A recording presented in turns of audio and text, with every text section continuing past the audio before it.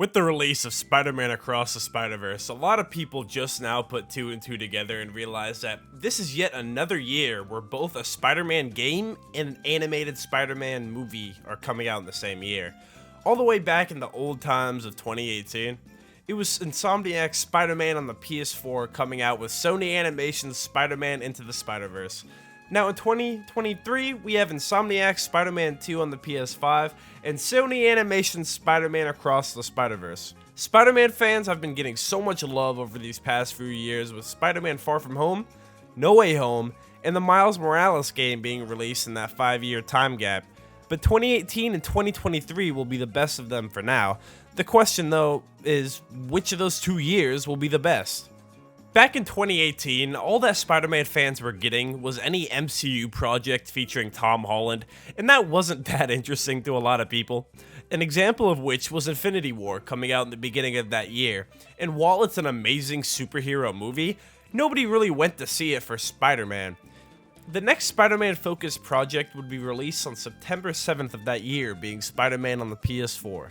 A game that seems to be inspired by the Batman Arkham games with similar combat, but also having so many unique features and story, the game instantly became a fan favorite for many, with this becoming people's favorite adaptation of Spider-Man of all time, which is perfectly reasonable if you've ever played it. The game followed Peter Parker taking on the Sinister Six, with the two most notable members being Mr. Negative and Dr. Otto Octavius, who is probably my favorite Spider-Man villain, making this easily a good game in my opinion. What makes it better is that he's voiced by the same actor who voiced Rigby in Regular Show. I told you to stay in the basement! Oh, sorry, Rigby. I just wanted to give you some birthday sugar. I don't want your freaking sugar! The game was made with so much thought and care that you can just swing around the city sightseeing and just have fun doing that. It's most likely why the game literally starts with a web swinging segment. It's a big part of the game they advertise, and so many people talked about how good it felt to traverse the world after first playing the game. It was largely compared to the older PS2 Spider-Man movie games that were a bit of an inspiration for it. The game was a huge hit immediately after being released, and only a few months later was there another Spider-Man project to be released. Spider-Man Into the Spider-Verse came out in December of 2018 and caught fans off guard with how good it was, simply because Sony Animation Studio wasn't exactly releasing the best of content at the time. But somehow, they created not only one of the best Spider-Man movies of all time, but one of the best animated films of all time. It changed the way animated movies were made. At the time, so many films were released with generic art styles and lazy writing, but Into the Spider-Verse paved the way for studios to be more expressive with their work. It proved that being safe isn't always the best option.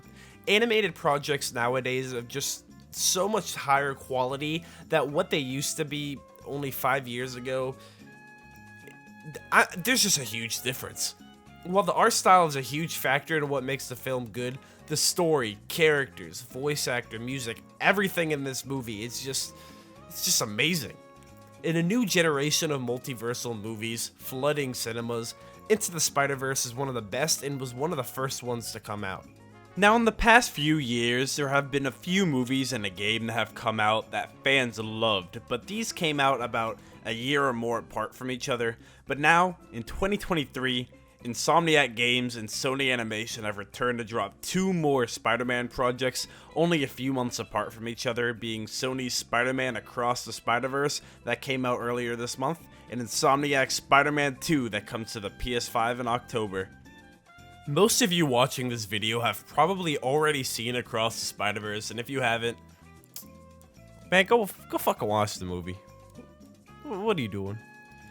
So far in this video, I've talked so highly of Into the Spider-Verse, and this movie has been performing so much better in the box office, and so many people are saying that this movie tops the last, and whether you agree with that or not, you have to admit that it is a phenomenal sequel to an already great movie. Across the Spider-Verse is amazing, but I would still say the first movie is better, simply due to it ending on a cliffhanger. I mentioned it in my review of the movie, but as of now, I see Into the Spider-Verse as a better movie just because its story started and finished in those 2 hours.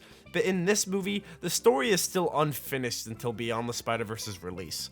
A lot may disagree with me, but I feel like it hurts the way I see it critically at this time, since there is no resolve or ending. This is different than, let's say, Infinity War's ending or the ending to The Force Awakens. At the end of Infinity War, there is no real cliffhanger. You as a viewer still want to see what happens next in part 2, but the movie ends with the villain winning and the story of that film wraps up. In The Force Awakens, they blow up Starkiller Base and wrap up the contained story in that film with the cliffhanger really kind of acting more as a post-credit type of scene, teasing the next film, while this film is the build-up for part 2. A little over 2 hours of pure build-up, but it works, because it all feels genuinely important. There was really no filler. Every scene adds to the characters' stories, whether it's Miles, Gwen's, or any of the other side spider people. It's just, as of right now, it feels unfinished due to the final film in the trilogy not being out at the time of me making this video. Even though I said this hurts the way I see it critically, it doesn't mean I see the film in a negative way. The film is amazing. Across the Spider-Verse, in my opinion, is a great superhero film. And Spider-Man fans won't have to wait until the third movie to get some more Spider content. Spider-Man 2 is coming to the PS5 in just a few months and has just had a lot of details released in the past month, with a brand new trailer and the release date just being recently shown off. And somehow, it looks so much better than the first game. The first game is amazing. The spin-off for Miles Morales is great.